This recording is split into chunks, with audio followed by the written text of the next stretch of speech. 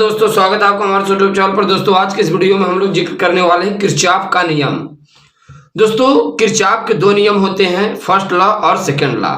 दोस्तों, सबसे पहले हम लोग किरचॉफ के प्रथम नियम के बारे में जानेंगे। इसके फर्स्ट लॉ के बारे में हम लोग जिक्र करेंगे। किरचॉफ का फर्स्ट लॉ क्या कहता है। दोस्तों, बात करें किरचॉफ के नियम के बारे में। किरचॉफ का जो प्रथम नियम कहता है किसी विद्युत परिपथ में किसी भी संधि पर मिलने वाली समस्त विद्युत धाराओं का बीजगणितीय योग शून्य होता है। अब दोस्तों, इसमें कहा गया किसी विद्युत परिपथ में किसी भी संधि पर, अब यहां पर ध्यान दीजिए, किसी भी संधि पर मिलने वाली समस्त धाराओं का जो बीजगणितीय योग होता है दोस्तों, वो शून्य होता है, यानी summation of I equal to 0। Summation मतलब होता है दोस्तों कुल, आई मतलब होता है धारा, यानी कुल धारा के बराबर होता है। अब यहाँ पर ध्यान दीजिए दोस्तों, सपोज मान लीजिए दोस्तों ये कोई संधि है, ठीक, ये कोई संधि है। यहाँ पर हम लोग देख पा रहे हैं कई धाराएं आकर इस संधि पर मिलती है। एक I1 धारा मिलती है, दूसरी I4 धारा मिलती है, और दोस्तों यहाँ पर आप देख पा रहे हैं दो धाराएं I1 I4 ऐसी हैं जो इस संधि पे आके मिलती हैं, और तीन धारा ऐसी है जो संधि से बाहर निकलती हैं। जैसे I2 संधि से बाहर निकलती है, I3 संधि से बाहर निकलती हैं, और I5 संधि से बाहर निकलती हैं। ठीक, तो दो जो धारा है दोस्तों I1 I4 वो संधि के नजदीक मिलती हैं, और I2 I3 I5 वो संधि से दूर जाती हैं। ठीक, तो इनका दोस्तों जो पूरा बीजगणितीय योग होगा, यानी I1 I2 I3 I4 I5 का, वो शून्य के इक्वल होगा। अब जरा दोस्तों इसके बारे में हम लोग जानेंगे थियरी के आधार पर कैसे इनका बीजगणितीय योग शून्य हो जाता है। अब यहाँ पर ध्यान दीजिए दोस्तों, कहा जा रहा है माना किसी संधि 0 पर मिलने वाली धाराएं, माना किसी संधि सपोज ये दोस्तों अगर संधि यहाँ पर है तो ये 0 है। ठीक, किसी संधि माना किसी संधि पर शून्य पर मिलने वाली धाराएं I1 I2 I3 I4 और I5 है। I1 और I4 धाराएं संधि में प्रवेश करती हैं। यहाँ पर देखिए दोस्तों I1 I4 धाराएं संधि में प्रवेश करती हैं। ठीक, हम I1 और I4 संधि में प्रवेश कर रहे हैं। फिर दोस्तों यहाँ पर कहा है तथा I2 I3 I5 संधि से बाहर निकलती हैं। अब यहाँ पर दोस्तों हम लोग किरचॉफ का नियम लगाना है। अब देखिए किरचॉफ का नियम क्या कहता है। तब किरचॉफ के नियम से समेशन आई इक्वल टू 0, यानी कि पूरा जो बीजगणितीय है दोस्तों ये शून्य आएगा। अब यहाँ पर ध्यान दीजिए I1 तो पूरी विद्युत धाराओं समस्त बीजगणितीय योग, जरा ध्यान दीजिए, विद्युत धाराओं समस्त बीजगणितीय योग क्या होता है दोस्तों, शून्य होता है। अब एक चीज दोस्तों ध्यान में रखना है, जो धारा संधि की ओर आएंगी उन्हें हम लोग पॉजिटिव से दिखाएंगे, क्योंकि धारा संधि की ओर आ रही हैं। और जो धारा दोस्तों संधि से बाहर जाएंगी उन्हें हम लोग किससे दिखाएंगे, नेगेटिव से दिखाएंगे। अब जरा ध्यान दीजिए, जैसे I1 संधि की ओर जा रही थी, I2 संधि से बाहर, I3 संधि से बाहर, तो ये सब नेगेटिव में हो गए। I4 भी संधि की ओर आ रही थी, तो ये I4 ये भी पॉजिटिव में, और I5 भी संधि से बाहर जा रहे हैं दोस्तों, ये भी I5 में है, यानी I1 minus I2 plus minus I3 plus I4 minus I5। अब दोस्तों जितने नेगेटिव वाले हैं सबको पक्षांतर कर दीजिए, I1 plus I4 equal to I2 plus I3 plus I5। इनका दोस्तों अगर कोई वैल्यू होगा तो इनका पूरा बीजगणितीय योग क्या हो जाएगा, शून्य हो जाएगा। ठीक, तो दोस्तों ये किरचॉफ का फर्स्ट लॉ था, किरचॉफ का प्रथम नियम था। अब हम लोग जानेंगे किरचॉफ के सेकंड लॉ के बारे में। तो दोस्तों अभी तक हम लोग किरचॉफ के फर्स्ट लॉ के बारे में जान पाए, अब हम लोग सेकंड लॉ के बारे में जिक्र करेंगे। दोस्तों किरचॉफ का सेकंड लॉ क्या कहता है, ये कहता है किसी विद्युत परिपथ के किसी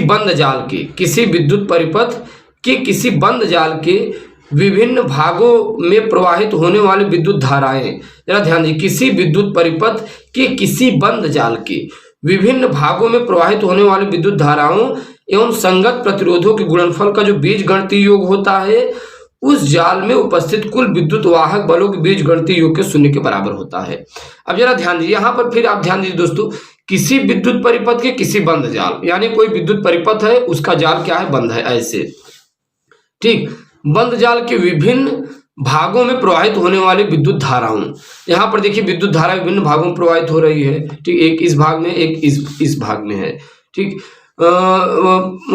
विद्युत धारा एवं संगत प्रतिरोधों के गुणनफल का बीजगणितीय योग, यानी इनका जो गुणनफल होगा प्रतिरोध, संगत प्रतिरोध यानी I1 और R1 हो जाएगा, क्योंकि दोस्तों इसका संगत प्रतिरोध क्या है, R1 है। ठीक, इनका गुणनफल, इनका जो दोस्तों प्रतिरोधक गुणनफल, इनका बीजगणितीय योग उस जाल में उपस्थित कुल विद्युत वाहक बल के बीजगणितीय योग के, यानी विद्युत वाहक बल के बराबर होगा, यानी E1 और E2। अब दोस्तों जरा इस सिस्टम को हम लोग समझते हैं। यहाँ पर देखिए दोस्तों बंद जाल है।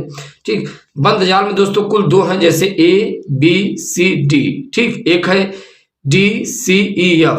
दो दोस्तों इसमें बंद जाल, एक ऊपर वाला है और एक नीचे वाला है।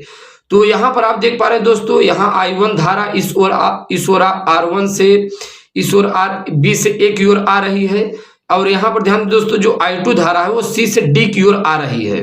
ठीक, और C से किसकी ओर आ रही है दोस्तों, D की ओर आ रही है। तो इस प्रकार से यहाँ पर ध्यान दीजिएगा, प्रतिरोध क्या है, यहाँ पर AB पे प्रतिरोध क्या है, R1 है, और DC प्रतिरोध क्या है, R2 है, और ED पे EF पे प्रतिरोध क्या है दोस्तों, R3 है।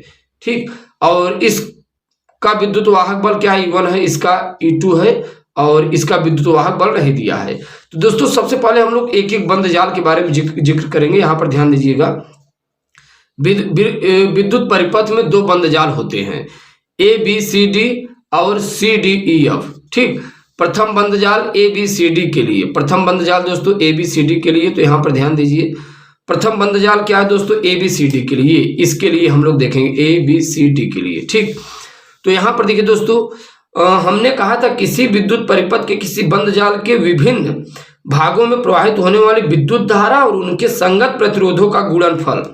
यहाँ पर ध्यान दीजिए, विद्युत धारा I1 और संगत प्रतिरोध का गुणनफल।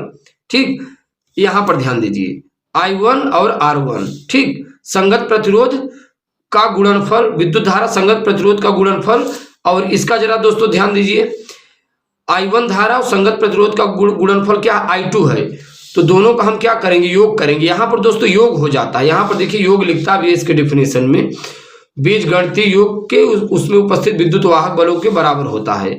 तो यहाँ पर दोस्तों हमने योग क्यों नहीं किया, क्योंकि यहाँ पर देखिए धारा विपरीत चल रही है। ठीक, अगर यहाँ पे धारा A से D की ओर आ रही है तो D से A की ओर भी तो जा रही है ना। धारा यहाँ पर देख पा रहे दोस्तों विपरीत दिशाओं में है, इसलिए यहाँ पर हमने पॉजिटिव ने लगा के नेगेटिव लगा दिया। ठीक, अब विद्युत वाहक बल दोस्तों क्या है, E1 और E2। यहाँ पर देखिए प्रथम विद्युत वाहक बल E1 है, द्वितीय विद्युत वाहक बल E2 है। तो ये भी दोस्तों आप देख पा रहे हैं, इनके योग के बराबर होता है E1 प्लस E2। अब इसी प्रकार दोस्तों यहाँ पर देखिए द्वितीय बंद जाल हम लेंगे, ये वाला द्वितीय बंद जाल। द्वितीय बंद जाल दोस्तों जैसे DCEF, तो DCEF, अब इनके विद्युत धारा I2 और R2। यहाँ पर देखिए I2 और R2। अब इनकी जो दोस्तों जो धारा होती है वो धारा विपरीत दिशा में नहीं है, एक ही डायरेक्शन में आ रही है। धारा दोस्तों ऐसे बहती है इसमें बंद जाल में।